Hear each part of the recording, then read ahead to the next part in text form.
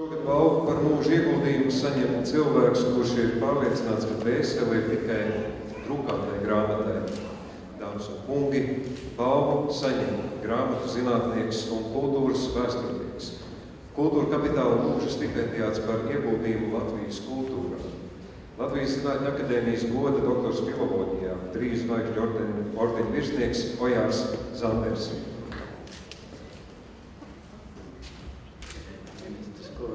Dāmas un kungi, man jāatzīst godīgi, es esmu šeit 2. reizi un vienmēr aicināts.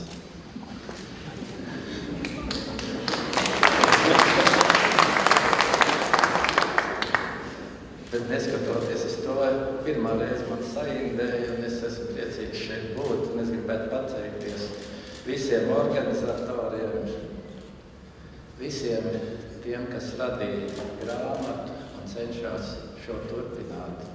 Man ir tiešām liels gods pasniegt šo te balvu cilvēkam, kurš ir gājis šo te ābeles ceļu un sēkla ir iekritusi auglīgā augsnē.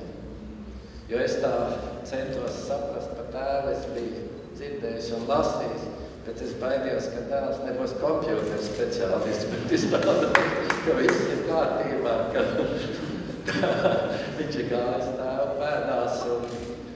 Jo man šķiet, tas ir tik būtiski, ko mēs tagad darām, ka to tikai laiks novērtēs. Jo man šķiet, tie, kas pratīs daudzas valodas, bet nemācies lasīt latviešu valodā, tas laiks mums tuvojās. Tāpēc, ja mēs ilgāk noturēsim šo grāmatu zem ābeles un ar ābeli kopā, jo mēs daudz ilgāk un labāk dzīvosim. Paldies visiem, un es atļaušos pasniegt balvu